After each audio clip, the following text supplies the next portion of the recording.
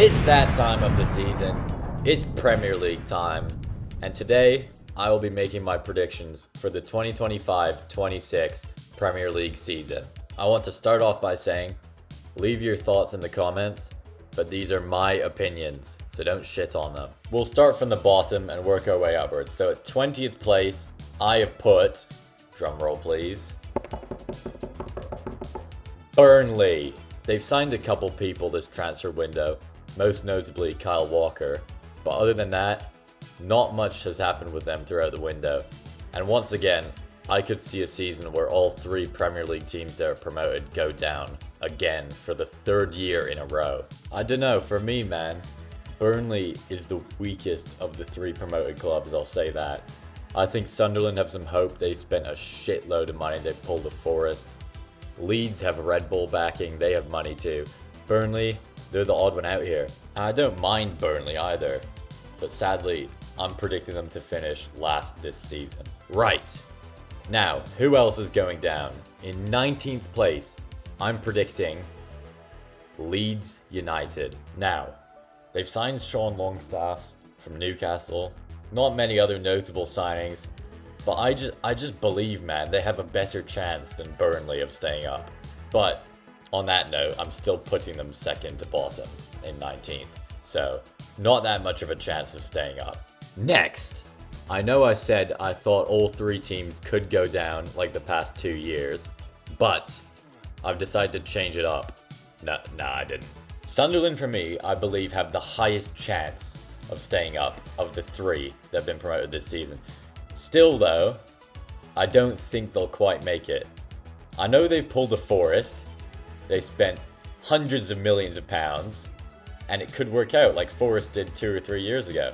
But for me, I just don't see them beating other clubs like Wolves, West Ham, Man United, all the clubs at that relegation level. I don't see them beating any of them, even with the likes of Granit Xhaka.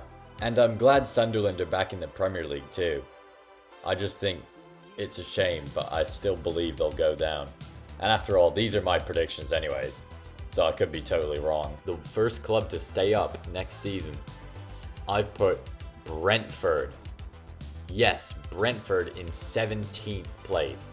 Now, it may sound ridiculous, but they lost the likes of Ivan Toney before. They're probably losing Wissa. I just think they'll be the weakest of the Premier League teams.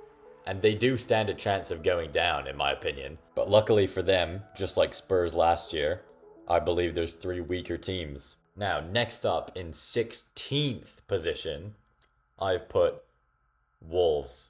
That's right, the Wolverhampton Wanderers, I believe, will finish 16th next season. Last year, in fact, they were quite low for the first half of the season, but they picked it up again at the end. But this year, losing the likes of Cunha and Ait-Nouri, I think that will have a massive impact on their squad. And I think they'll have a much tougher time of it. Next! So we're still quite low in the table. So the likes of Spurs, Man United, West Ham, and Everton are all available at this point. Even Bournemouth now. But for me, I've gone for West Ham. I don't have too much to say about West Ham, actually. I like the club. I watched them play City last year in the Premier League, in fact. But they finished 14th last year, and I'm putting them finishing 15th this year. They've lost the likes of Kudus to Spurs. Other than that, there's no noticeable transfers in that would break the market. I think they'll stay stagnant from last year. And last year wasn't a great year for them, off the back of the European trophy. They still have Jared Bowen as well. They're not going to be near the bottom. They'll be clear of 40 points. But I don't think they'll be further up the table with the likes of Fulham, Palace either. Next up in 14th position this year, I'm predicting Everton. Now, I know you're probably asking, where's Man United and where are Spurs? We'll get to them later. I don't think they'll be below 14th this season. Not much to say about Everton, to be honest. They got a new stadium, new kit, which is horrendous. Classic story there. Most notably of all, though, they got Jack Grealish on loan from City, Mr. Goalless. Moyes was alright last season. I mean, nobody could be worse than Sean Dyche. I think they'll have an alright season. Nothing terrible. Them and West Ham will be close. Just below mid-table, in my opinion. Now we're getting up to 13th place. This may come as a bit of a surprise, but I've put Spurs. They've lost Heung-min Son. They lost Kane years ago. It's sad, really. They have nobody left from their Champions League final campaign in 2019, when Lucas Moura scored against Ajax. And last year they finished 17th place. I have nothing else to say really about them. Just chuck them in 13th and be done with it and move on. Next! Now in 12th place, this may come as a massive shock, but I've gone for Crystal Palace. I know what everybody's thinking. Crystal Palace is the one club that could never finish 12th. Well, that's where I put them.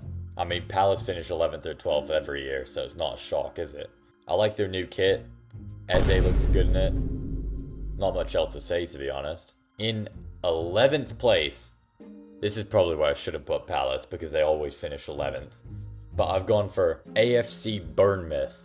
Now, this may seem a bit high, considering they lost all of their back four, but I still think that they'll manage to keep it up and keep high up this year. Not as high up as last year, by any means, but still relatively high in the mid-table compared to the rest of the clubs this season. Yes, they've lost Kirkez. Yes, they've lost their entire defense, basically. But I still have faith in the Areola project at Bournemouth, even though they're a tin pot club. Now, it's about time we move on to the top 10.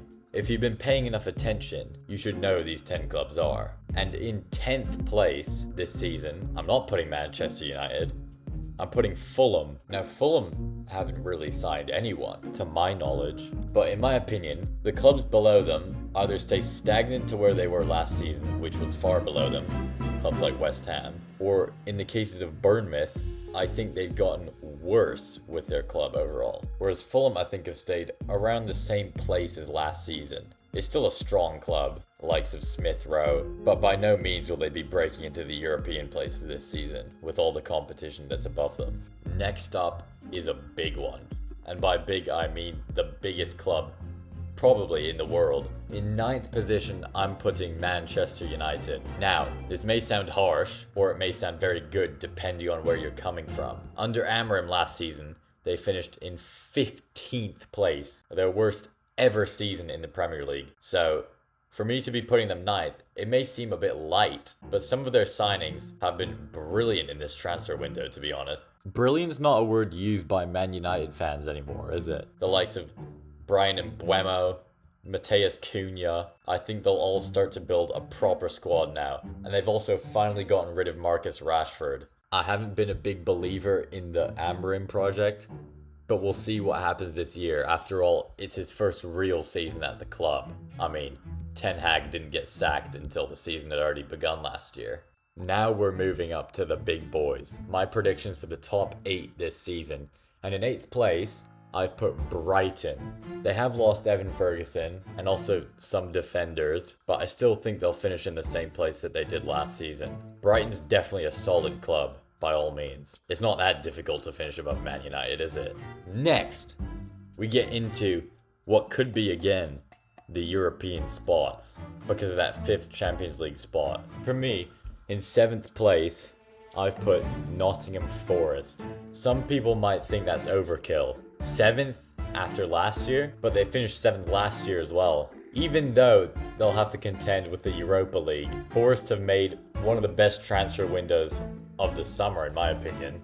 First, they lost to Langa. Then it looked like they were losing Gibbs White, but they pulled a masterclass off. The owner, Marinakis, held Gibbs White's family hostage so he would stay at the club. That is bloody lovely. The game has never been so back. So they managed to keep Gibbs White, and that just kept the momentum going. Then they got the likes of Igor Jesus and Jair Cunha, both from Botafogo, which Forest have had good luck with in the past. Forest's entire squad now basically speaks Portuguese, thanks to Nuno. And they also got the likes of Dan Ndoye from Bologna for 42 million euros on a 5-year deal. And they managed to keep Chris Wood, Murillo, and Milenkovic from last season, all key players. Yes, Forest will have to deal with the Europa League for the first time ever, but their squad is building now. The future is looking bright for Forest, so I could see them finishing 7th again next season. Moving on, we move on to the Big Six. Well, it's not necessarily a Big Six anymore, is it? Thanks to Tottenham and Man United. But in 6th place, I'm putting Aston Villa. Other than losing John Duran to Saudi in the winter, there's not been many noticeable losses for them this transfer window so far. To be fair though, there haven't been many signings for them either. They've got Evan Gassand from Nice for 30 million. Other than that, not much has happened for them. But that doesn't matter. Emery's been a brilliant coach for them so far, and I think they'll be brilliant this year too. So for me, Aston Villa finished in 6th position this season. Now, just above Villa, in 5th place, is it Man City? Is it Chelsea? Is it Newcastle? Yeah, it's Newcastle. I've put Newcastle in 5th place this season. Last year they finished 5th and squeezed into the Champions League spots on goal difference. So yes, they will be focused on the Champions League. But it's not like people don't focus on the Premier League either. Newcastle have been under this whole FFP thing. No countries mentioned here. They signed Anthony Elanga from Forest. That's a great signing after his last season. They also got Aaron Ramsdale on loan from Southampton.